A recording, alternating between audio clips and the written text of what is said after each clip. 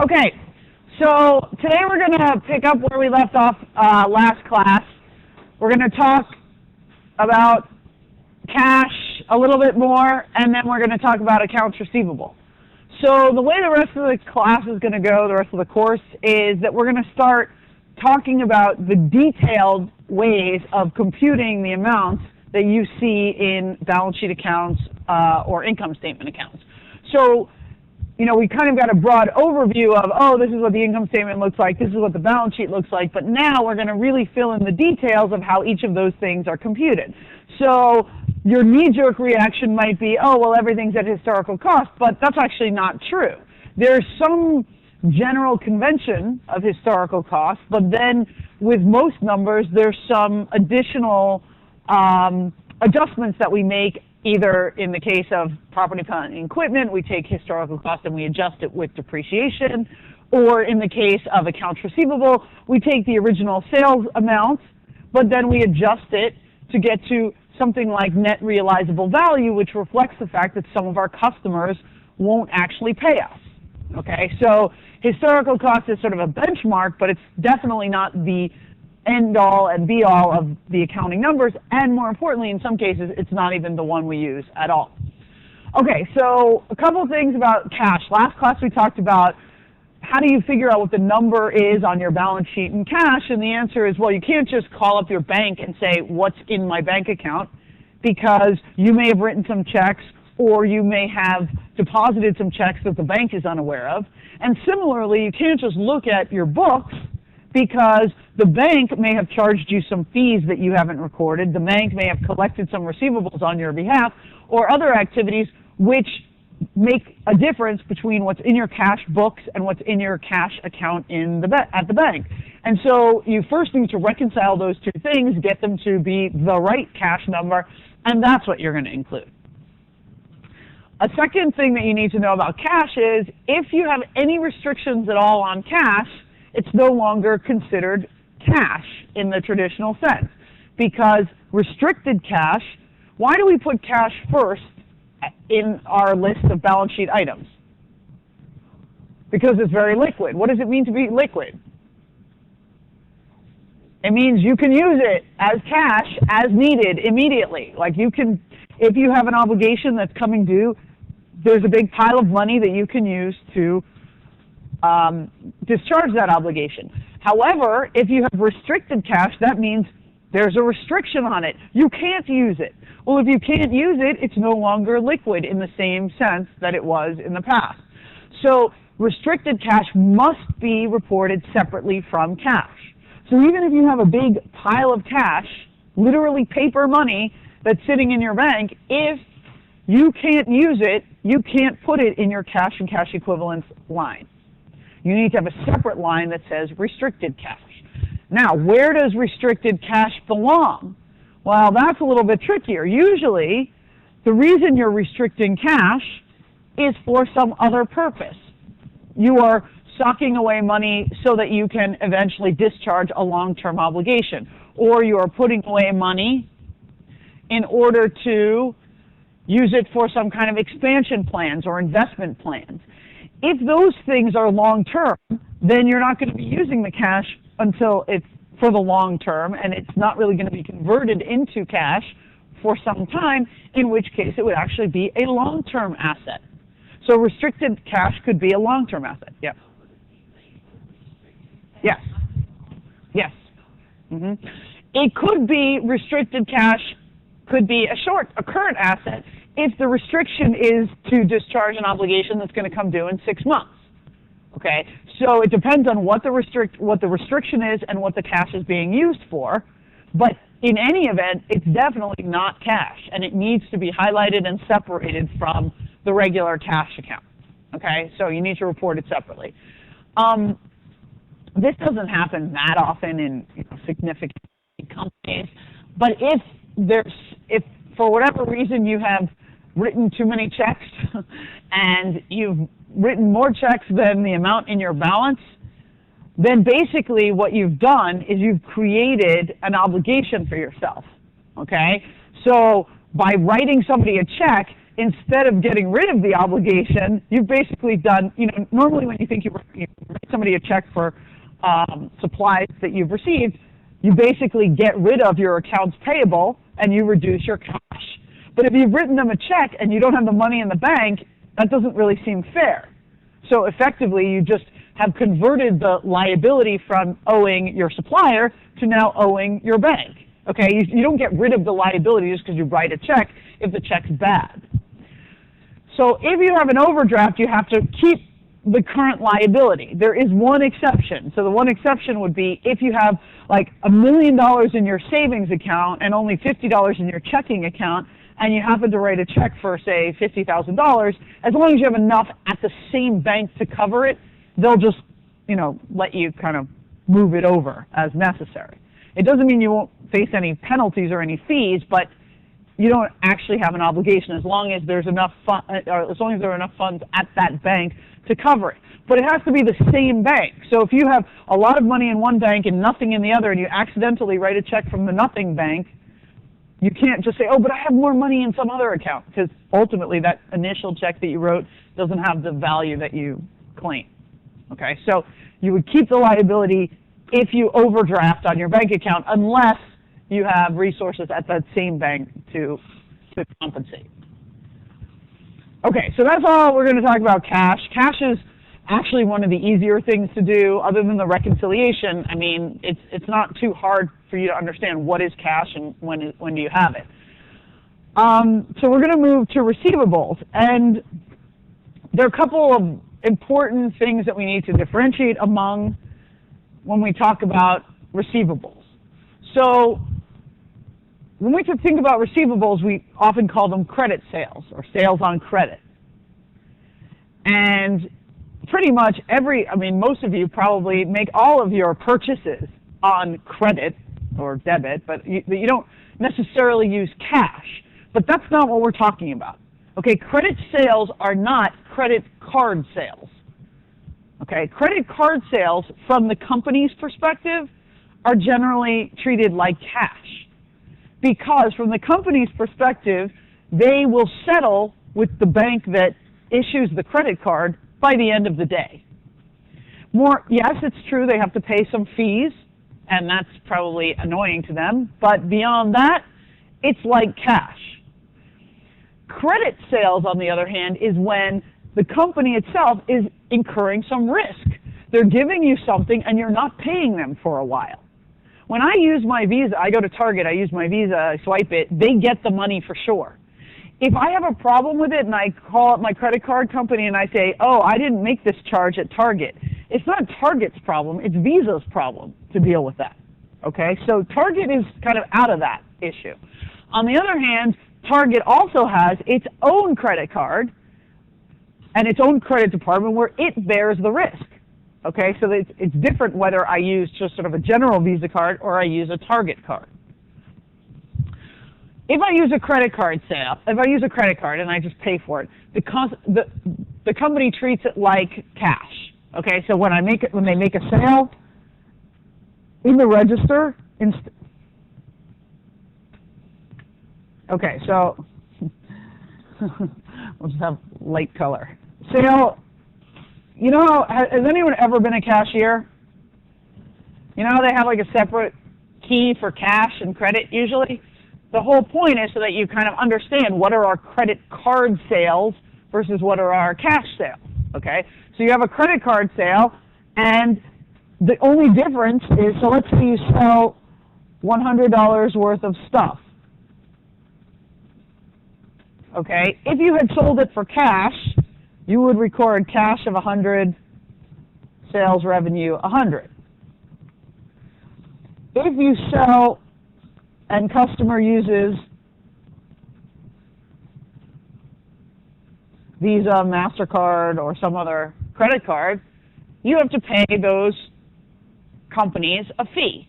Let's say it's 1% of the price of the sale. So now instead, you record cash of 99, sales of 99, okay? You record it net of the fees. So basically, when I record the sale, I don't record sale 100 credit card fees as an expense of -1. I just record net sales for how much I actually get for the sale. Okay, it's not an expense in the, it's basically just a reduction of the sales price. Okay, by the fact that I'm allowing people to pay with their credit card, I'm just saying I'm charging you implicitly less, or I'm getting implicitly less. Yeah.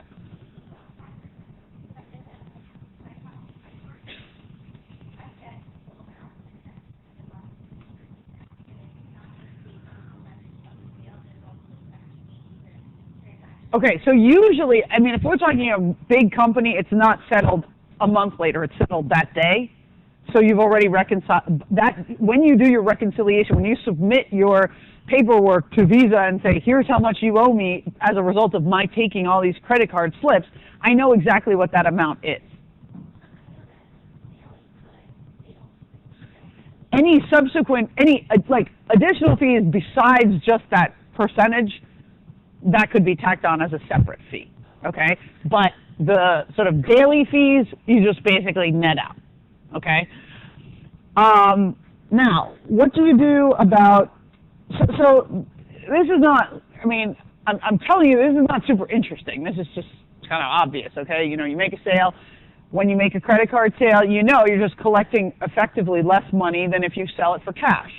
That's why companies have different prices at the pump, like gas companies or, you know, gasoline, they'll try and sell it for different prices for cash and credit because they make less money on credit card sales.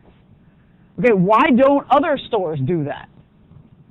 Like, why doesn't Target have a price on its like little tag which says if you buy it with cash it costs $10 and if you buy it with credit it costs $11? Okay, people won't buy it with credit. People won't buy it, period. I mean, the problem is, you know, at some point you have to, I'm not really sure how gas companies are getting away with it, frankly. I tend to avoid gas stations that do that, for sure. So, I mean, at some point it just seems absurd and ridiculous. And companies have decided, look, this is one of the costs of doing business, and we just are willing to take a lower value for the same sale. At least we can sell more stuff by offering to take credit cards. That's just, you know, and that's one of the implicit costs. Okay, so that's not really, credit card sales are basically cash. Okay, so we don't really have much to say about those. What we want to really focus on are credit sales, which is when the customer is getting the credit directly from the seller. Okay, so I'm making a sale to you, and I'm letting you pay me back later.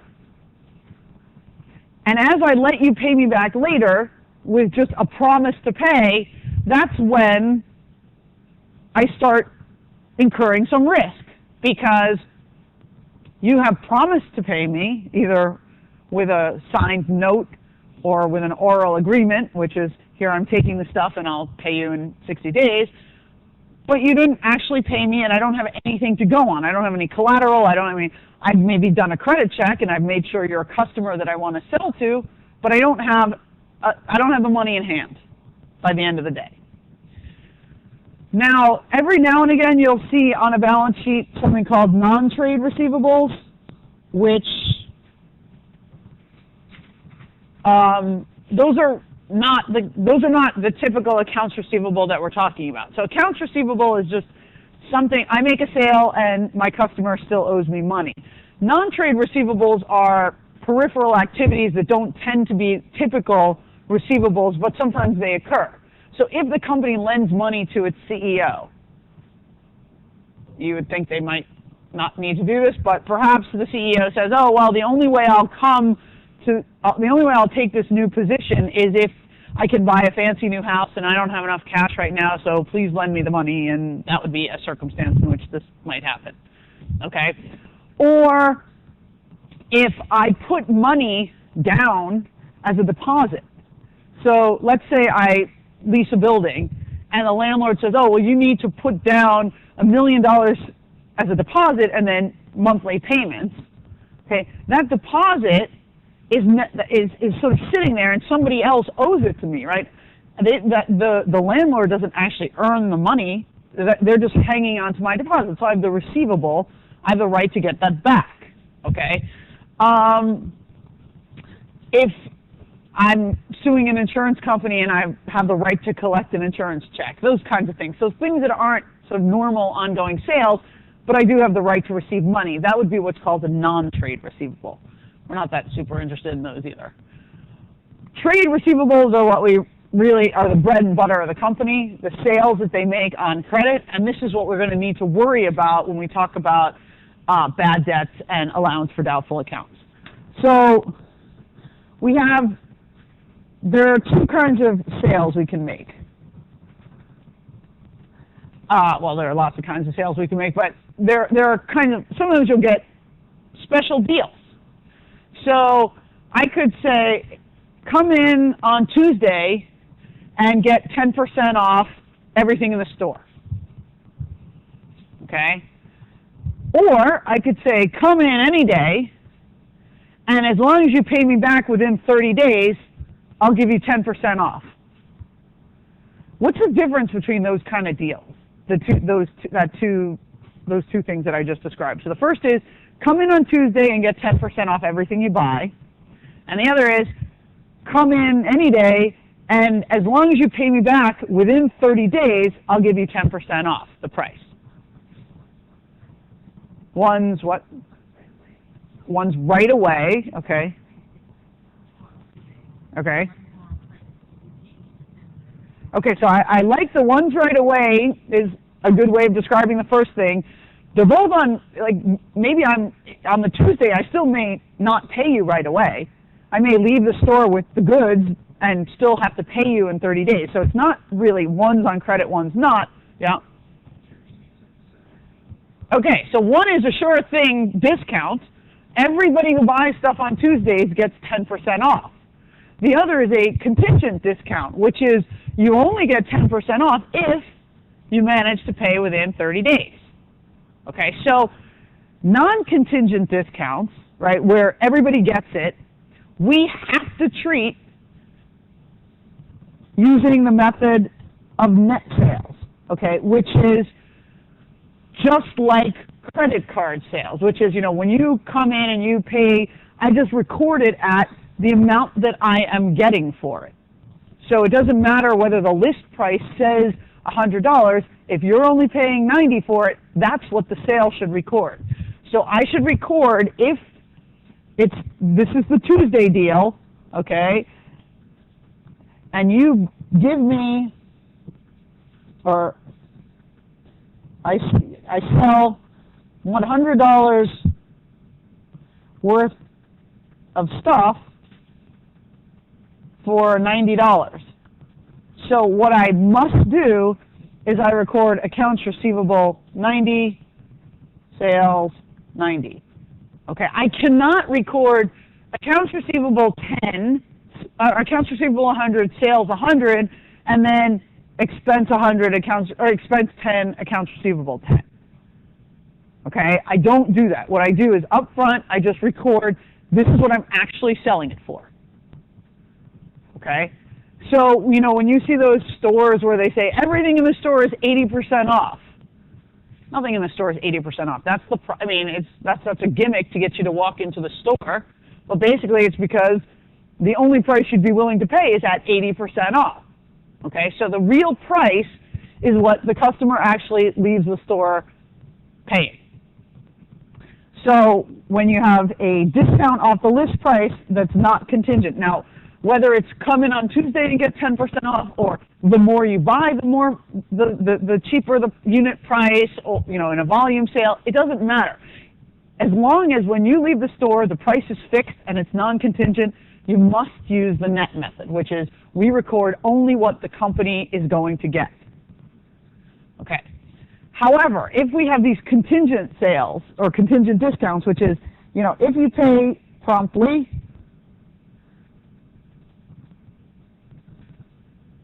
you get 10% off, and if you pay within 90 days, you just pay the full amount.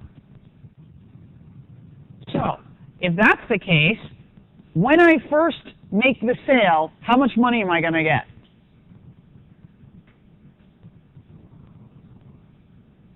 How much?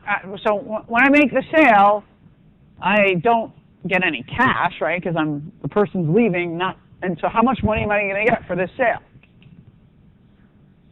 Well, I don't know is the answer. I don't know. I might get $90 if they send the check in within 30 days, and I might get $100 if they send the check in between 30 days and 90 days, and I might get nothing if they never send the check in at all.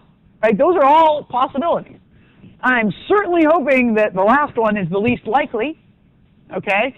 But certainly these two are uncertain. Now, I can ask you as you leave, do you plan on paying me in the next 30 days? And you can tell me, and I could put a little note down, but you're not required to pay me in 30 days. It's only if you choose to take the discount. So if that's the case, then you can use either one of two methods. Either you can assume the customer is not going to take the discount and use what we call the gross sales method, which is you record the full amount of the sale.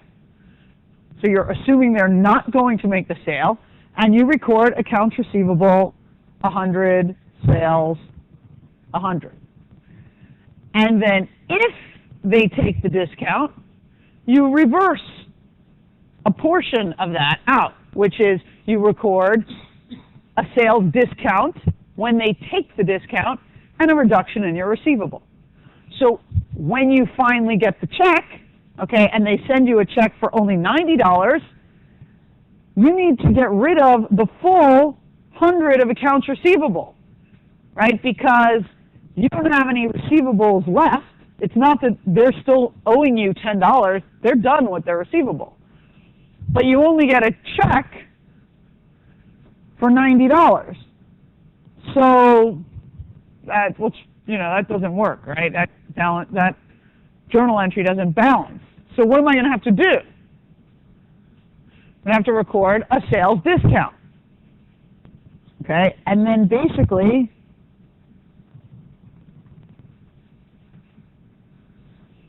my net sales for the period are 90. Okay, so sales minus the sales discount are 90. If the customer sends the check at the end of the 90-day period rather than within 30 days, then instead of this, I just record cash 100, accounts receivable 100, and in which case net sales are 100. Okay, so that's what we call the gross method. Gross meaning you keep the gross amount rather than the amount discounted by the expected or possible anticipated discount. This is a perfectly acceptable method, and you would use this method if you think generally customers don't take the discount. I mean, you don't have to think you can't. Your decision to use the gross method doesn't have to depend on whether you think they will or will not take the discount. You're allowed to use it, and you can choose the gross method either way. But companies would prefer to use the gross method if, in fact, they don't expect their customers to take the discount. But what if you expect the customers to take the discount? You think it's a good deal, right? If you pay within 30 days, you get 10% off. That's like a really big discount, okay? Because on large sales, I mean, that's sort of a huge percentage discount for not keeping the receivable out for 90 days, right? You're paying like 10% for 3 months worth of loan. That's like on an annualized basis, that's like a 40% charge of interest. That's not a good deal. So most companies would like to take the discount. So if you're going to take the discount,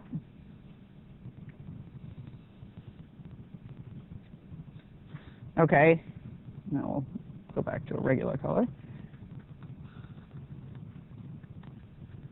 or if you expect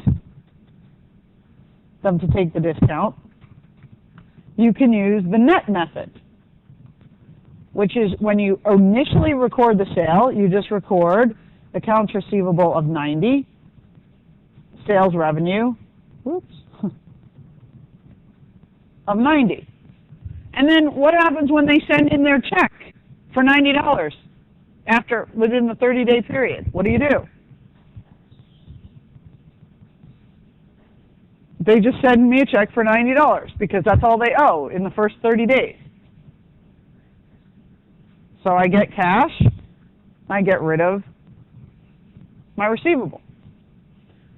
What happens if they wait and they don't send me the check and they send it to me 2 months later and they send me a check for $100? What then? All right, so we all agree I'm going to get, so this is if they take it, if they don't. Cash, 100. Can I just write accounts receivable 100? Then that would mean I have minus 10 in receivables. What does that mean, right? I only recorded an initial receivable of 10, so of 90. Excuse me. So what do I need to record as the difference here? Well, they're not getting. It's the opposite of discount, right? They're not getting a discount. They're actually paying more for it.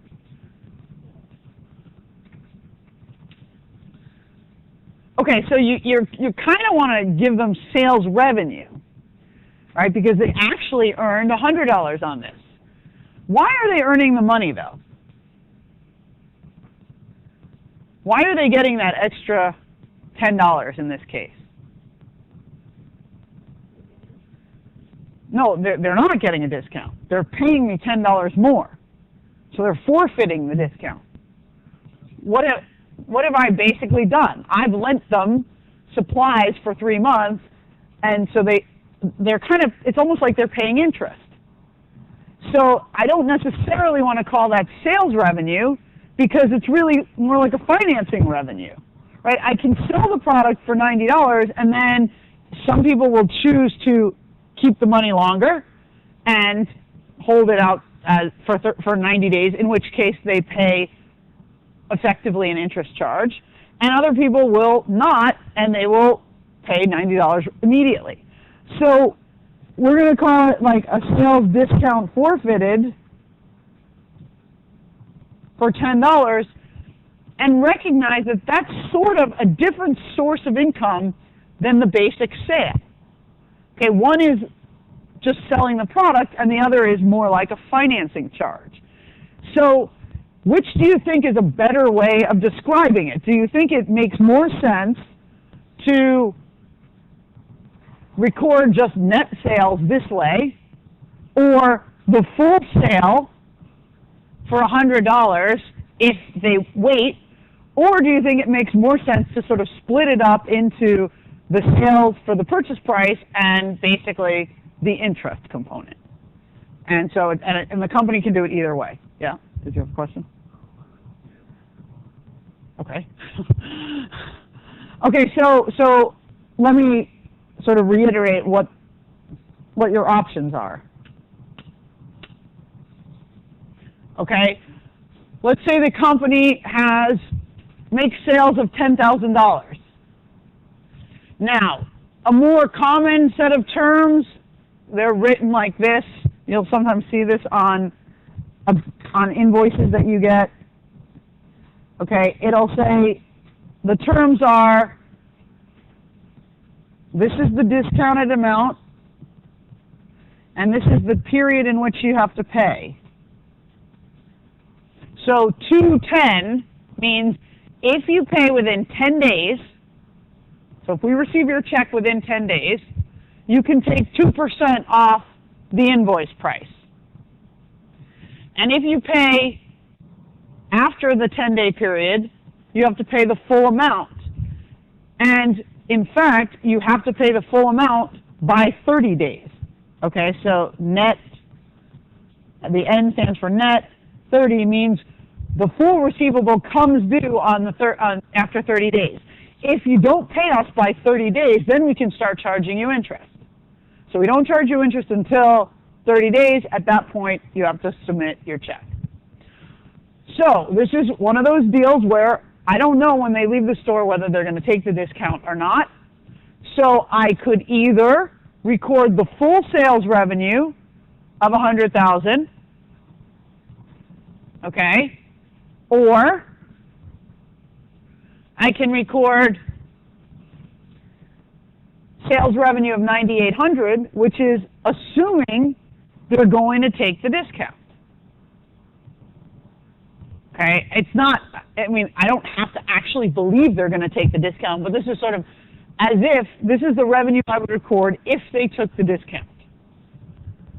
Now, if they make their payment on the 10th day, then I just only get $9,800 in cash no matter what, right? It does, these are going to be the same because the deal is the same whether or not I recorded it in gross or net.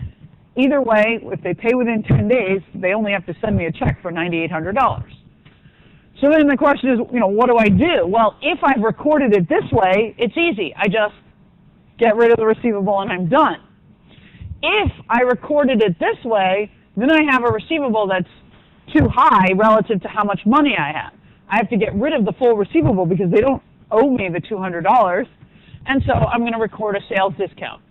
And so from the company's perspective, if this occurs, they're going to record sales net of $9,800, and here they would record sales net of $9,800.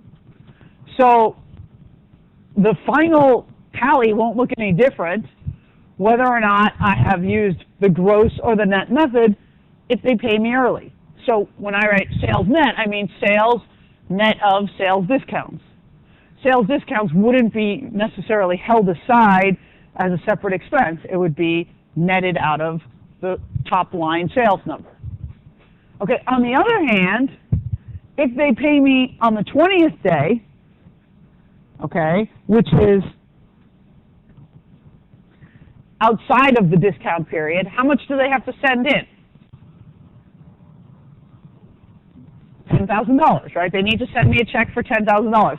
What happens if I get a check for $9,800 on the 28th day? I call them up and I say, give me the other $200, right? I mean, it's not that I'm just going to let them get away with that. So they have to pay me $10,000. Okay, so I'm getting cash of $10,000 no matter what. In the first case, it's easy because they've already recorded it as if I was going to get that amount. So I just get rid of the receivable, and my sales net would be $10,000. It's a little different here because here I had only recorded a receivable of 98. So I need to make that journal entry balanced. So this is a discount forfeited.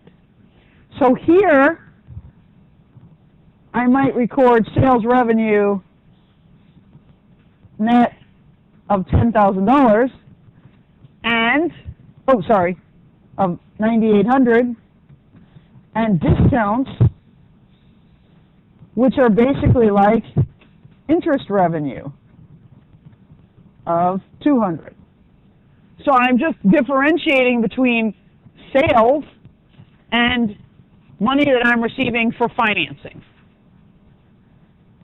And you might want to know, is the company making a lot of money because its customers are slow to pay, or is the company making a lot of money because their products are, selling for high prices? Yeah.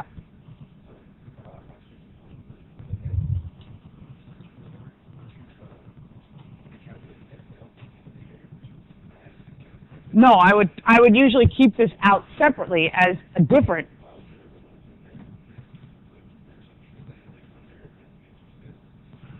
Well, does it underestimate my sales, or does it correctly estimate my sales? Well, why? Why was it $10,000? What I did was I sold them something worth $9,800, and then they paid me a financing charge. Well, what do you mean worth? worth, well, but if nobody pays that price, is it really worth it? Like if you pay me within 10 days, you're only going to pay $9,800. So isn't that how much it's worth?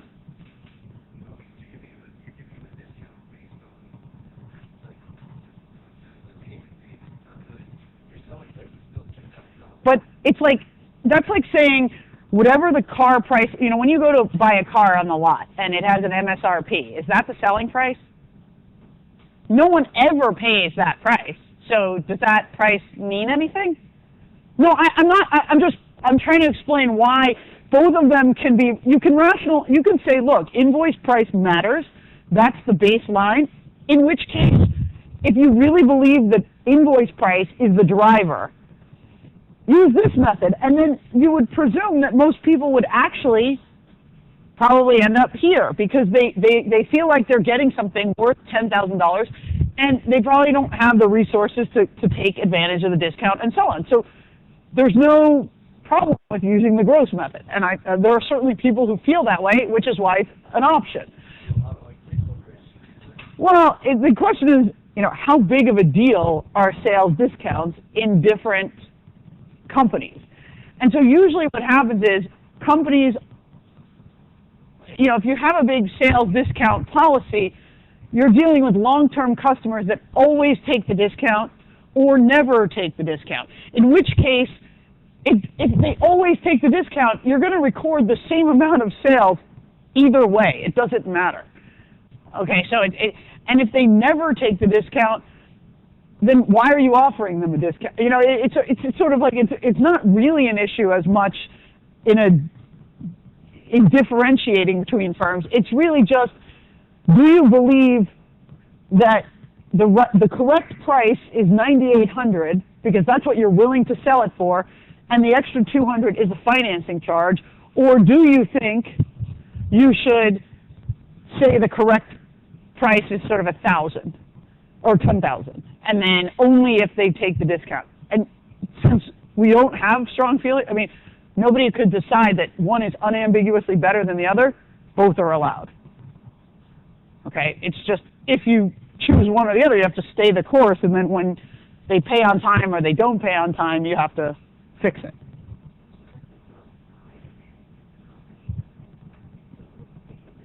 So this is, you know, this makes the most sense if you don't expect them to take the discount.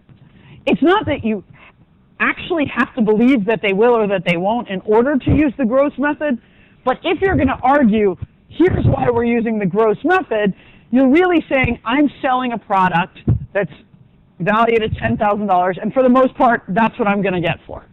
That's kind of intuitively what makes sense. However, if you really believe that the only thing that $200 represents is a financing charge, then you might want to do it the net method.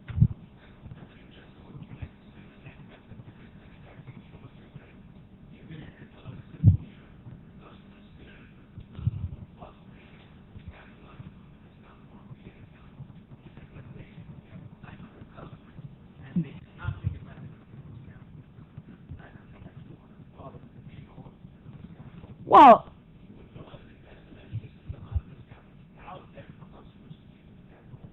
it's, if you think that investors would benefit from knowing this if they want to understand how much of the company is being generated from the financing activities versus how much of the company is being generated from regular sales. However, if you don't really believe that this is a financing charge, you think that it's such an absurd discount that nobody's really going to take it, it's just kind of like a gratuitous nonsense, then, you know, it probably doesn't help you very much.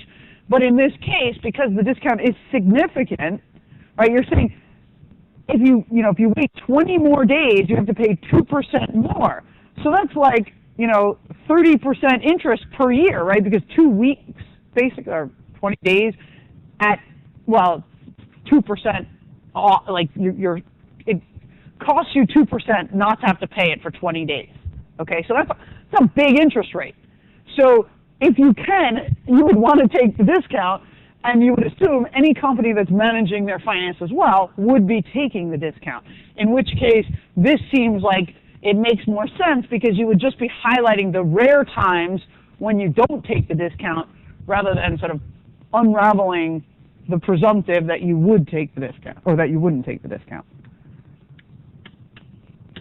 Okay, so the point, so the question is, why do we do it that way? And why don't we record some sort of interest all the time? And normally we talk about receivables, or the whole reason we did this present value set of lectures is that we care about the present value of something. But receivables, trade receivables that arise from transactions with customers in the normal course of business, where the length of time that the receivables outstanding is not more than a year, so obviously a current asset, we don't take the present value of. So even if we don't offer any sort of discount, let's suppose we say to our customers, you can pay us back in 30 days, period. Okay, so you leave the store, you come back, and I don't take some reduction in the sales price up front just because there's the 30-day time value of money. Okay, so I don't bother taking the present value of that sale on the day of the sale, even though technically they're buying something and they're paying less for it than the initial sales price, because somebody who pays you cash is paying cash right now. Somebody who pays you credit is getting the benefit of 30 days of credit. So there is 30 days of true benefit by putting off your payment, but we kind of just ignore that for short-term accounts receivable. Okay. Now, the second issue that comes into play when we're talking about receivables is what happens when case 3, remember I said, okay, case 1 is they pay you early, case 2 is they pay you later, case 3 is they never pay. What do we do then? Okay, so there's write-off, this idea of writing it off. What does writing it off mean? What does that mean to you?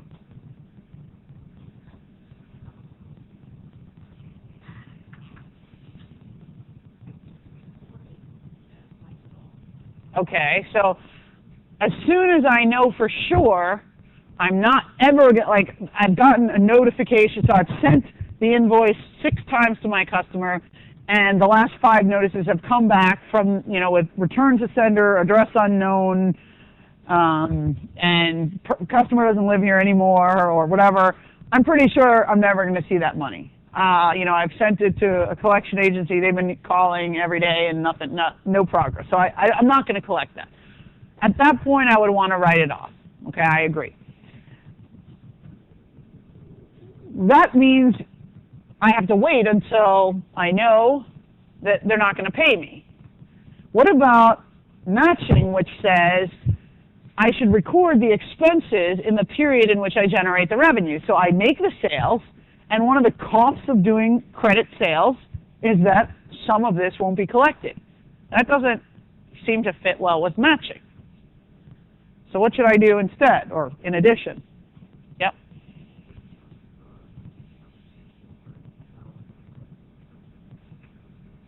Okay. What does that mean exactly? Okay. Okay. Okay. Okay, so I'm going to stay away from the word write off, but say I'm going to take an expense for accounts I don't expect to collect. Somebody else had their hand up. Do you want to add anything? Yeah.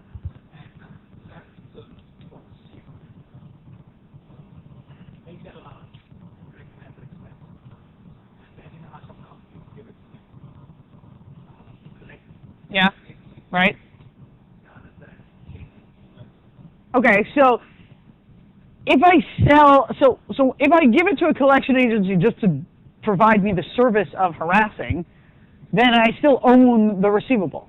If what I'm doing is I'm selling them the receivables and say, look, whatever you collect is yours at this point, and you give me 10 cents on the dollar, then that's different. And then I would be discharging the receivable on my end and recording whatever I receive from the collection agency as the total amount that I'm ever going to see. If we have some deal which says anything you collect, I get 50%, you get 50%, well, then we have to figure out the terms of trade when you finally make some of your collection. Okay, so it sort of depends on what the deal is, but we can go back to that. Let's just get to the more simple case, which is everybody knows we're not going to collect all of the receivables that we have. It's not that we don't want to, and if we knew who was not going to pay us up front, we certainly wouldn't sell to them on credit. I mean, that seems pretty obvious, but the fact is it's a cost of doing business, selling stuff to people and letting them not pay you. Okay? If you don't extend credit, it's true you won't have any bad sales, but you also may not have any sales, period. So that's why companies sell on credit. And then there are two ways you could do it, and one is, two hypothetical ways. One is not allowed, so you can't really do it after all. And the one that's not allowed is what we were just talking about, which is directly write it. As soon as you know they're not going to pay, you write it off. And the reason that's not allowed is that it doesn't match revenues and expenses in the same period. So I make the sale this period, and maybe 2 years later I finally figure out that customer's not going to pay me, and then I record a loss. So I had very high revenues this year for making the sale, and then 2 years later I'm going to get the penalty. That doesn't fit with matching. So what we'd rather do is we do what's called the allowance method, which is estimate uncollectible accounts, take an expense this year,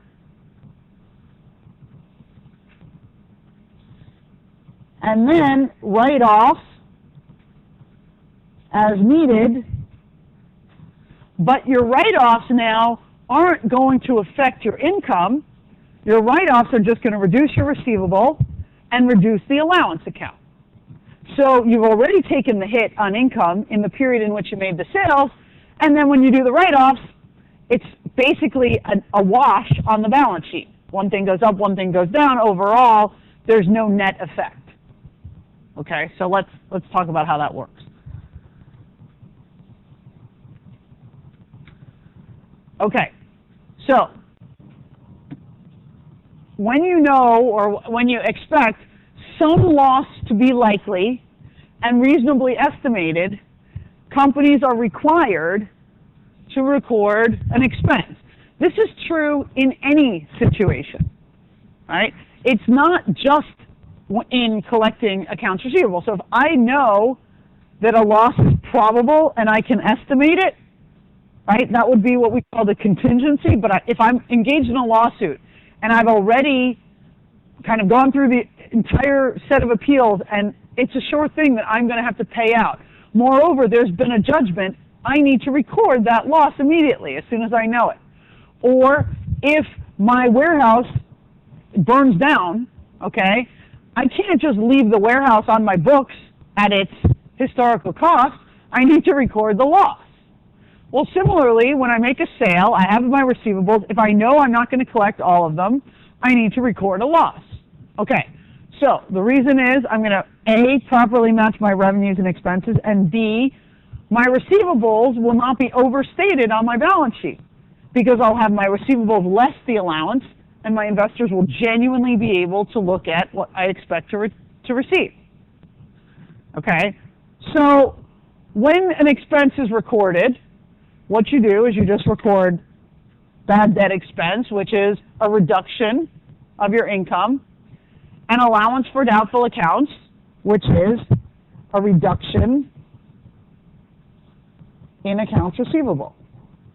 So we don't directly reduce accounts receivable, we just put so we have receivables, okay, say for $50,000, and then we decide, yeah, well, we're not going to collect all of that, so we're going to record a bad debt expense of, say, $5,000, and an allowance for doubtful accounts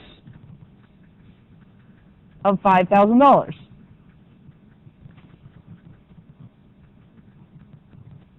Okay, this came about because we made sales.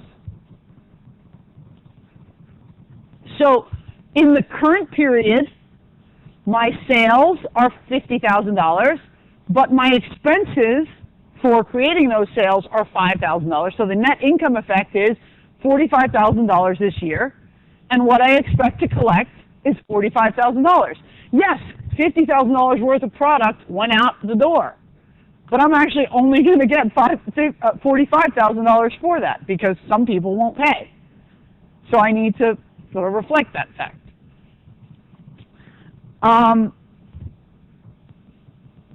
If you want to think about how do we record accounts receivable, so we're not recording receivables at historical cost anymore, because historical cost would be sort of exactly the sales invoice price. Instead, we're actually coming up with something which is more like what we expect to collect, or the net realizable value. Now, it's not what we think we could sell the receivables for if some collection agency was willing to buy them. Why isn't it that number? Why don't we just sort of figure out how much somebody else would be willing to pay us for the receivables and use that? Go ahead.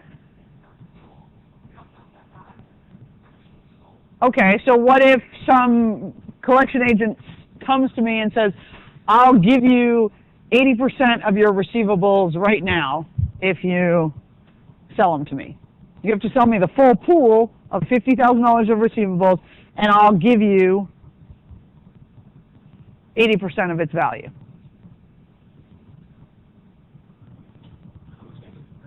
Okay, so I do not, so when I'm estimating my bad debt expense and my allowance, I'm trying to figure out how much customers will not pay me. I am not trying to figure out how much the value of the receivables would be if I tried to sell it to some other third party. And the question is, why not?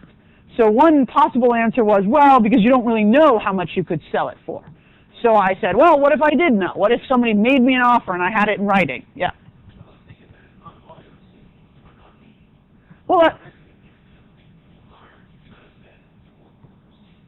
no, so somebody has come in and looked at my books and said, here's how much I'll pay you for your receivables. Now they're my receivables. I'll give you cash, you give me your receivables. I will call these people on the phone. I will harass them. I will collect the money, and then it's all my money. Now, of course, I'm not going to be willing to pay you exactly the face value. I'm only going to be willing to pay you something less. Why don't I use that amount? Yeah.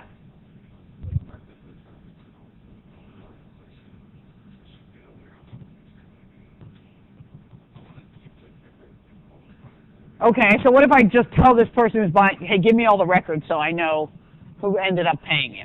And they're like, sure, no problem. Okay, they will. Go ahead. I'm looking for an accounting term. No, that's not the one. Why don't we measure, so let's say I have a building, and I'm using it as my corporate headquarters. Why don't I spend my time going out and figuring out how much I could sell it for and using that as the value? Going concern. Unless you plan on selling your receivables, doesn't matter what you could hypothetically sell them for, right? There's no point in estimating what you could get in some non-traditional sale. What you're trying to estimate is what you can actually get in your normal course of business. So to the extent you're keeping your receivables and you're going to collect them, using an allowance for doubtful accounts is adjusting to get to what you think you're going to get. Coming up with some ridiculous number that's just reflecting what some other person might be willing to pay for it is inconsistent with going concern. Okay, so we don't want to do that. Now, that said, how do we figure out what that bad debt expense and the allowance should be? And again, there's not one straight up way of doing it. There are a couple of accepted ways of thinking about it. So the first way is more of a matching issue and more of an effort to kind of get your income statement right. So the idea behind the percentage of sales is you're saying, I believe that the amount of sales that I make drives the amount of receivables, obviously. You know, the more sales I make on credit, the more receivables I have. And so the more sales on credit I have, the more uncollectibles I have. So there's some sort of percentage of sales I make that are just going to be bad. So sales are driving the collectability. The more sales I make, the more uncollectible accounts I have. Now, that percentage that I apply is based on historical information. It may be based on the kind of products I'm selling, so I don't need to apply the same percentage to all customers. It may be on the quality of the customer. It could be on a whole lot of things, but it's basically I make a sale and a fraction of that is expected to be uncollectible. And that's a very much of an income statement approach where we base the expense on an income statement number. Okay, there's another approach, which is what we call a balance sheet approach. Okay, the balance sheet approach says it doesn't really matter how much your sales are. What matters is how many of the receivables are still outstanding.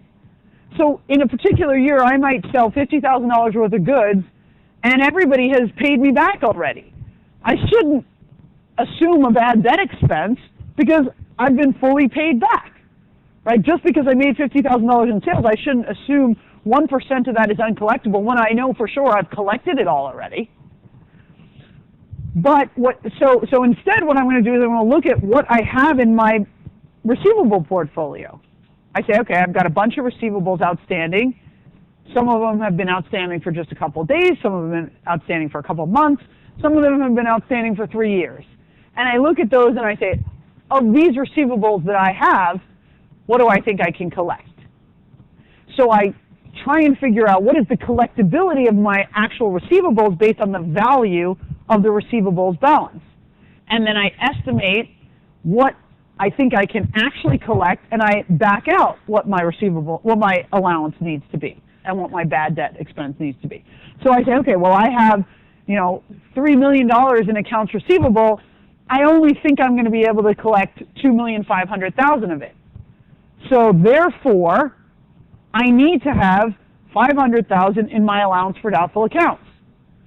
I take however much I have in there, and I work on it until it gets up to $500,000. So whatever I need to add or subtract in order to get my allowance for doubtful accounts to $500,000 is how I compute it.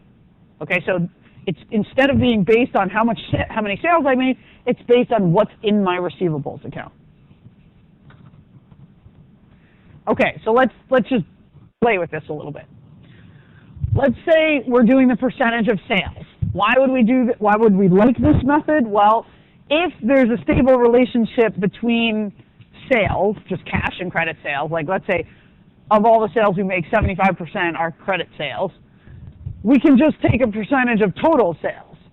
If you know exactly what the credit sales are, you can just take a percentage of credit sales, okay?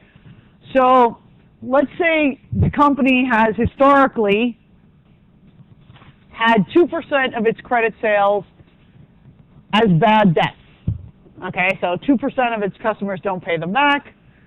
If the company makes sales of $100,000, it would record a bad debt expense of $2,000.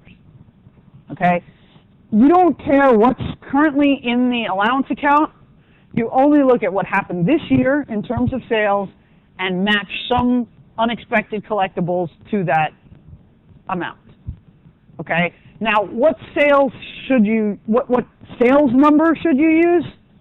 Okay, you need to use the sales net of returns and net of discounts. Right. So let's say I recorded, I said come in on Tuesday and you get 10% off. Well, I shouldn't use the gross price of those sales because I'm only selling it for 90% of that. So I should only use the net price. And if I expect a whole bunch of people to return the stuff, I shouldn't take an allowance on the full amount because if you return the product, the receivable isn't going to be outstanding anymore. Okay, so I do make some adjustments to sales. You can be pretty sophisticated. Companies will have different percentages across product lines, locations, and so on. Yeah.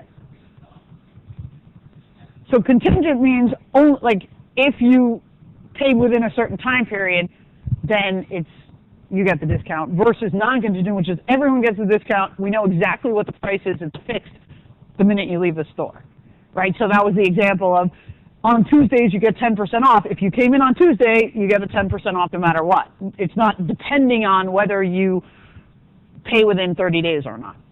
Okay. All right, percentage of receivables, that's the flip side. You say, okay, well, there's a balance in my receivables account, and I need to figure out how much it should be. Okay, so let's say we start out, we have accounts receivable, and we have an allowance. This is from the previous year. This is, or whatever is currently in the balance. So accounts receivable has a $50,000 debit balance, and the allowance for doubtful accounts has a $1,000 credit balance. So right now, on my books, what is my net receivables?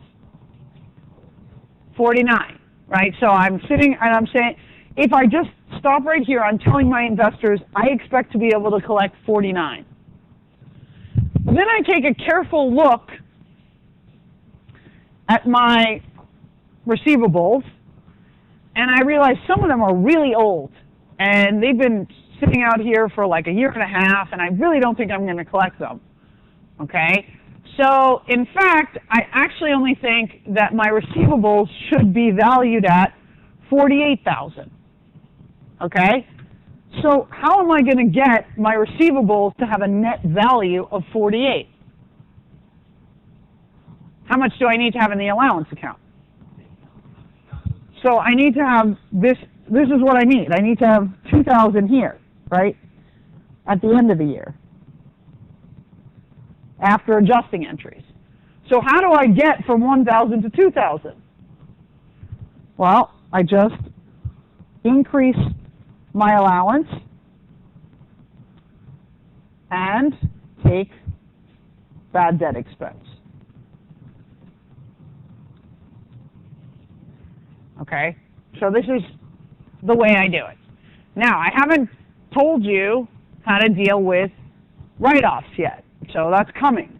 But I just want to make sure everyone understands these two different approaches. One is sort of a very direct way of computing the bad debt expense. You first just compute the bad debt expense, and then you add whatever is necessary to the allowance, and receivables is accounts receivable minus allowance for doubtful accounts. On the other hand, the percentage of receivables is saying, I have a target in mind for my receivables, and I infer what I need to put into my allowance, and therefore what I need to include as my bad debt expense. So in this method, you tend to have a lot more of an erratic bad debt expense. It just sort of depends on how much people have paid and not paid in the current period, whereas the percentage of sales method is much more systematically based on a percentage of sales, and it's more consistent from year to year. Okay, so let's try these two different options. So a company has the following balances before they make adjusting entries. So in their accounts receivable, they have $25,000. Okay, in their allowance, they have $500. In this period, they make sales, all on credit, for $262,500, and they had some returns of $12,500. So, if they made all these credit sales this period, and yet they had these returns, why isn't there $250,000 in the accounts receivable account? Yeah. Okay, so just because you make credit sales this period doesn't mean that nobody pays you, right? You first record the receivable when you make the sale, but then, it's a whole year worth of sales. So lots of people have already paid us. We only have $25,000 left. that could reflect very recent sales, and then the customers who haven't yet paid. Okay? So, if I record bad debt expense using the percentage of sales method, so 3% of sales, what do I do? And if I assume that I will not collect 8% of my receivables,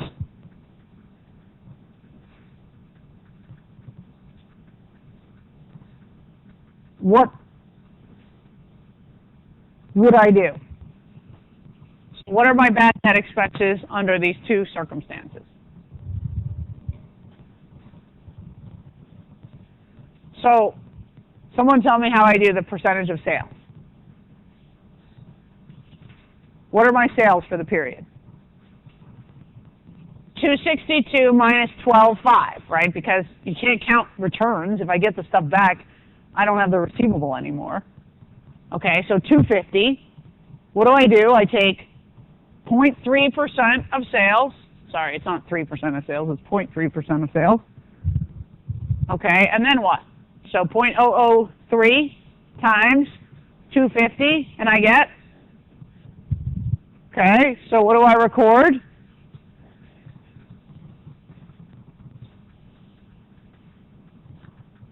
What is the amount in my, what is my net receivables now? It was 25 minus 5 minus another 750, right? By the end of the period, I just have added to my allowance. Yeah?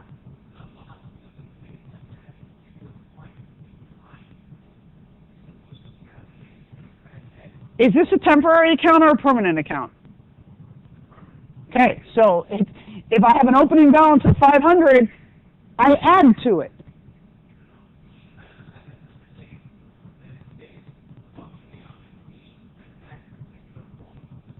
Okay, I'm doing option A first.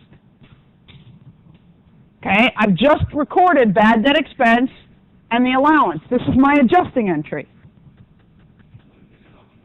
Okay, but I'm not doing option B yet. I'm still on option A. Okay, under option A, what is my net receivable?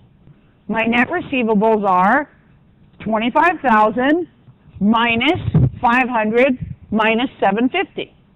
Because what's sitting in my allowance account by the end of the year is 1250. So my net receivables are 25,000 minus 1250. Okay? What if I go for the other method? Okay? I take 8% of the receivables as uncollectible. Well, what's in my receivables balance right now? 25 is my gross receivables. So I'm trying to figure out, well, how much of that am I going to collect? And they're telling me, well, you're only going to be able to collect 92% of that. Okay? So that means I won't be able to collect 8%. So how much needs to be in my allowance account? $2,000.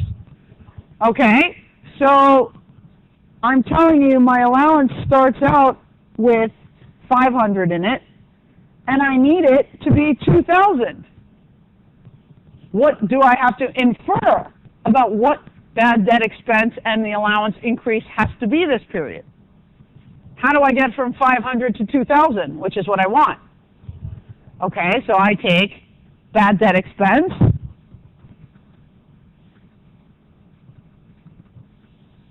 allowance for doubtful accounts,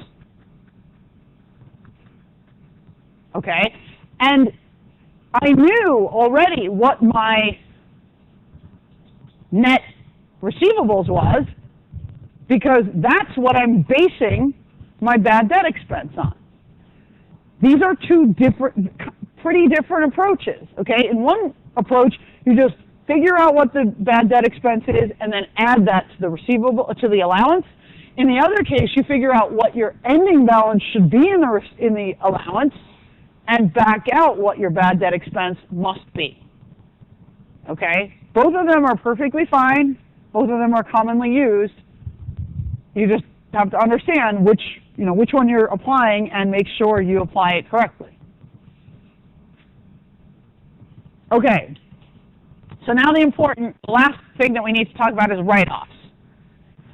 Now, it's true, I have already taken, so let's use our last example. We had accounts receivable of $50,000, and let's say we had an allowance of $2,000.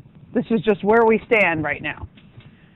And now, let's say a couple days later, I call up a customer, and this is the 10th phone call I've made, and I have a rule implemented in my company which says 10 calls and we call it quits.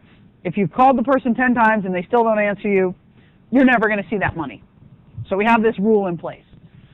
So what do I do at that point? So this customer owes me $1,000, and I realize I'm never going to see it. What should I do?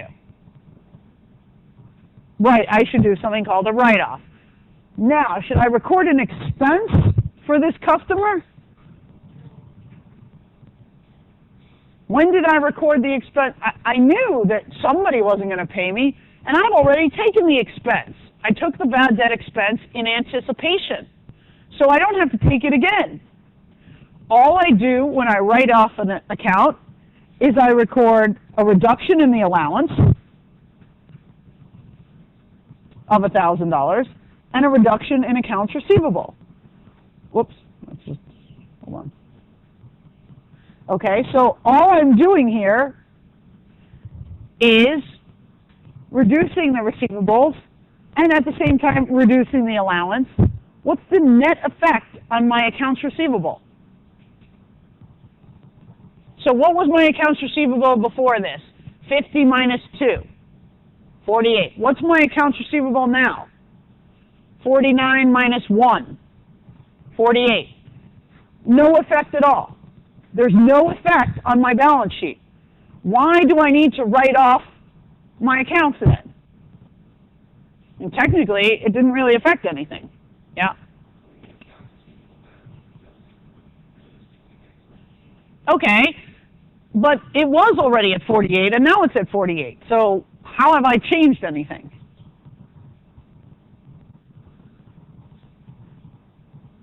The reason you need to make write-offs is that you don't want your accounts receivable just to keep growing and growing and growing when there are accounts in there that aren't going to.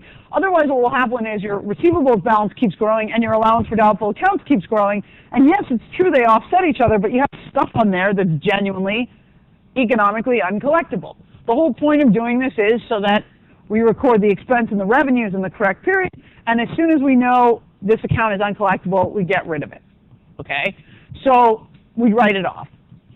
Now, the write-offs don't affect the balance of your balance sheet, and they also don't affect your income statement because, look, here I have written off an allowance.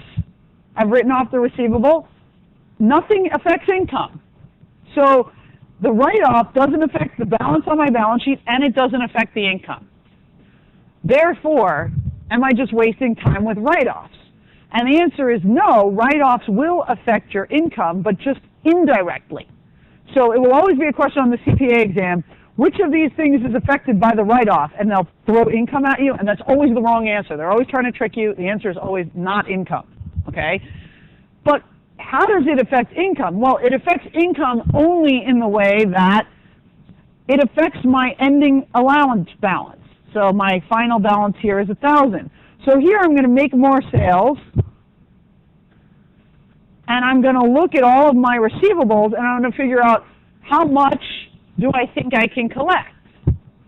And if the amount that I think I can collect is not that high, then I'm going to need to take more of a future bad debt expense in order to get my allowance for doubtful accounts back up. Okay? But there is no direct effect on either the income statement or the balance sheet for writing off uncollectible accounts. So you'll always see which of these things is not, or which of these things is affected by a write-off, and they'll say income, and they'll say bad debt expense, and they'll say a bunch of things, all of which are wrong, and then it'll just be, you know, something like allowance for doubtful accounts. Yeah.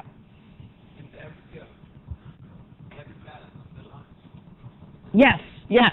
It could happen in the short run that if you write a bunch of stuff off and you didn't have enough in the allowance, you have the wrong side. But by the end of the period, after you make adjusting entries, you cannot have a wrong balance, because otherwise that would suggest your receivables are actually more than, right? Because allowance for doubtful accounts has to be a negative number. So if you keep writing stuff off here, right, and you keep writing stuff off, if you end up with a debit balance, it's almost like you're saying accounts receivable is more than I originally sold. So you have to make an adjustment at the end of the period to make sure your balance is correct, and it has to end up as a credit balance. It could be zero. It could be zero.